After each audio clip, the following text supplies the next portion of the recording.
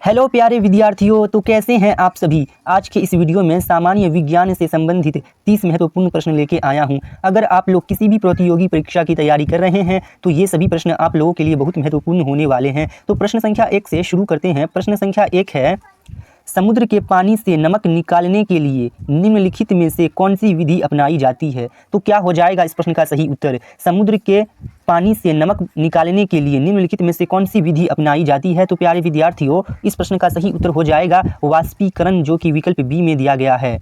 प्रश्न संख्या 2 की ओर बढ़ते हैं। प्रश्न संख्या 2 है, बैटरी बनाने में किस अम्ल का उपयोग होता है। तो क्या हो जाएगा इस प्रश्न का सही उत्तर। बैटरी बनाने में किस अम्ल का उपयोग होता है। तो प्यारे विद्यार्थियों, इस प्रश्न का सही उत्तर हो जाएगा विकल्प ए, सल्फ्यूरिक अम्ल, जो कि विकल्प ए में दिया गया है। प्रश्न संख्या 3 की ओर बढ़ते हैं। प्रश्न संख्या 3 है, तत्काल शक्ति के लिए खिलाड़ी किसका उपयोग करते हैं। तो क्या हो जाएगा इस प्रश्न का सही उत्तर। तत्काल शक्ति के लिए खिलाड़ी किसका उपयोग करते हैं। विकल्प है सुक्रोज, विटामिन सी, नमक या दूध। तो क्या हो जाएगा इस प्रश्न का सही उत्तर। तत्काल शक्ति के लिए खिलाड़ी किसका उपयोग करते हैं। तो इस प्रश्न का सही उत्तर हो जाएगा विकल्प ए, सुक्रोज।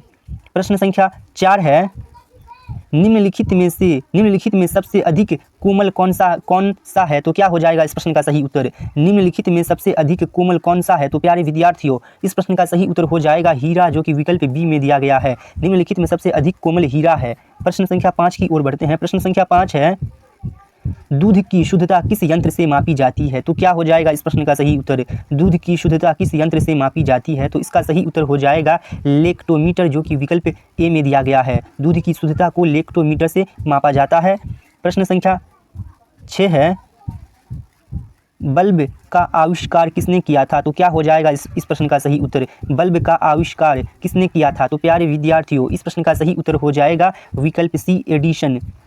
प्रश्न संख्या 7 की ओर बढ़ते हैं। प्रश्न संख्या 7 है, जिप्सम के सबसे विशाल भंडार देश के निम्नलिखित में से किस राज्य में पाए जाते हैं। तो क्या हो जाएगा इस प्रश्न का सही उत्तर। जिप्सम के सबसे विशाल भंडार देश के निम्नलिखित में से किस राज्य में पाए जाते हैं। विकल्प है मध्य प्रदेश, राजस्थान, कर्नाटक और तमिलनाडु।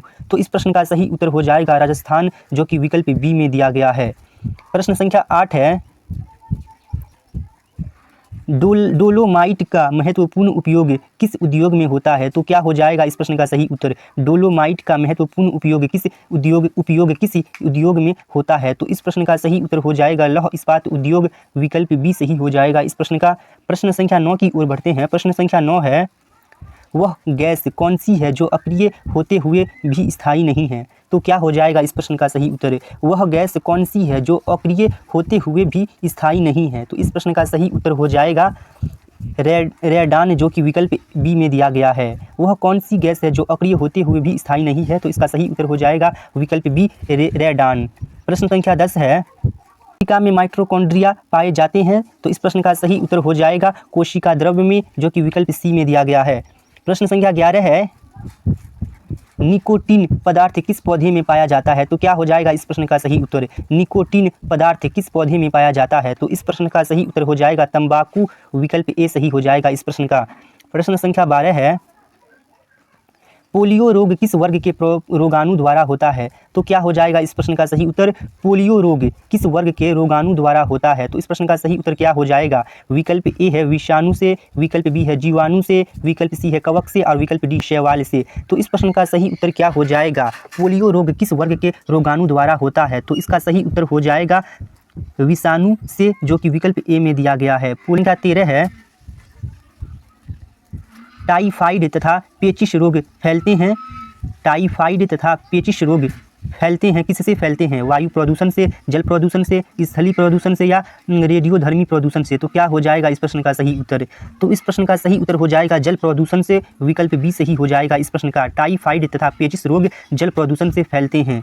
प्रश्न संख्या 14 है,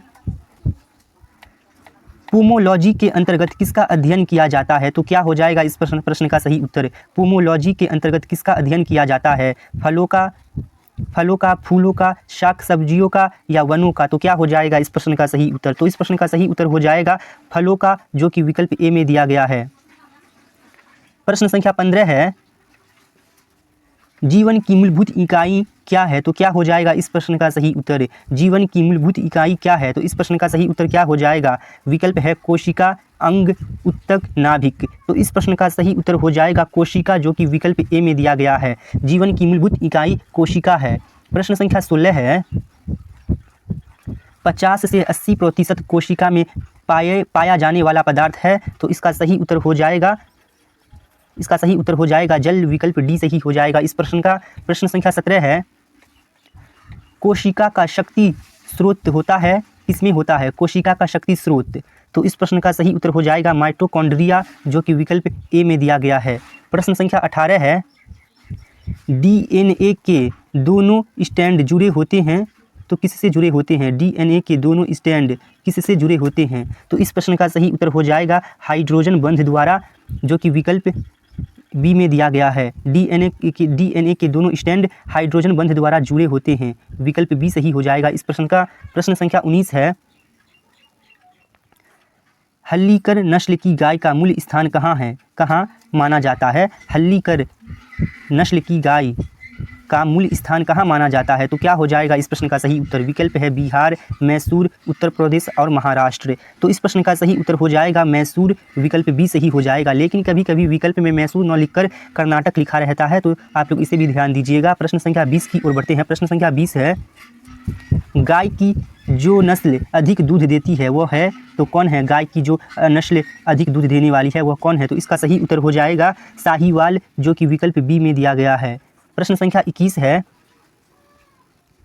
सर्वाधिक दूध देने वाली बकरी है, तो क्या हो जाएगा इस प्रश्न का सही उत्तर? सर्वाधिक दूध देने वाली बकरी कौन सी है? तो इसका सही उत्तर हो जाएगा जमुनापारी, विकल्प सी सही हो जाएगा इस प्रश्न का। सर्वाधिक दूध देने वाली बकरी जमुनापारी है।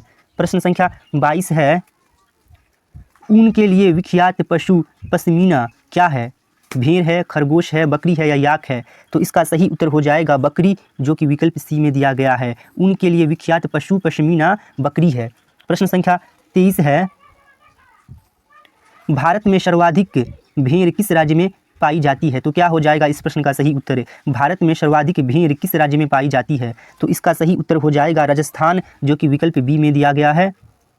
प्रश्न संख्या 24 है, नीली क्रांति किससे संबंधित है? तो नीली क्रांति किससे संबंधित है? तो इसका सही उत्तर क्या हो जाएगा? नीली क्रांति का संबंध किससे है? इसका सही उत्तर हो जाएगा मत्स्य उत्पादन, जो कि विकल्प सी में दिया गया है। प्रश्न संख्या 25 है, दूध उत्पादन में भारत का विश्व में कौन सा स्थान है? तो क्या होगा इस प्रश्न का सही उत्तर? दूध उत्पादन में भारत का विश्व में कौन सा स्थान है? तो इसका सही उत्तर हो जाएगा प्रथम, जो कि विकल्प ए में दिया गया है। दूध उत्पादन में भारत का प्रथम स्थान है। प्रश्न संख्या 26 है, घी में वसा की मात्रा कितनी होती है? तो क्या हो जाएगा इस प्रश्न का सही उत्तर? घी में वसा की मात्रा कितनी होती है? तो इसका सही उत्तर हो जाएगा 99%, जो कि विकल्प सी में दिया गया है। प्रश्न संख्या 27 है, गाय का गर्भकाल कितने दिनों का होता है? तो क्या हो जाएगा इस प्रश्न का सही उत्तर? गाय का गर्भकाल कितने दिनों का होता है? तो इस प्रश्न का सही उत्तर हो जाएगा 278 दिन, विकल्प बी सही हो जाएगा इस प्रश्न का। प्रश्न संख्या 28 है, रानीखेत रोग किससे संबंधित है? रानीखेत रोग किससे संबंधित है? गाय से, मुर्गी से, खरगोश से या इनमें से कोई नहीं? तो रानीखेत रोग मुर्गी से संबंधित है। इसका सही उत्तर हो जाएगा विकल्प बी। प्रश्न संख्या 29 की ओर बढ़ते हैं। प्रश्न संख्या 29 है, कौन सा अधातु कमरे के ताप पर द्रव्य होता है? तो क्या हो जाएगा इस प्रश्न का सही उत्तर? कौन सा अधातु कमरे के ताप पर द्रव्य होता है? तो इसका सही उत्तर क्या हो जाएगा? तो इसका सही उत्तर हो जाएगा ब्रोमीन हो जाएगा इस प्रश्न का सही उत्तर, जो कि विकल्प बी में दिया गया है। प्रश्न संख्या 30 है, सीसा और टीन की मिश्र धातु को कहते हैं, क्या कहते हैं? सीसा और टीन की मिश्र धातु को। तो इसका सही उत्तर हो जाएगा सोल्डर, जो कि विकल्प सी में दिया गया है। एक प्रश्न आप लोगों के लिए है, इसका सही उत्तर आप लोग कमेंट बॉक्स में करके बताइएगा। प्रश्न है, रक्त का दाब किस यंत्र से मापा जाता है? तो इस प्रश्न का सही उत्तर आप लोग कमेंट बॉक्स में करके बताइए। मिलेंगे फिर किसी अगली वीडियो में। आज के लिए बस इतना ही।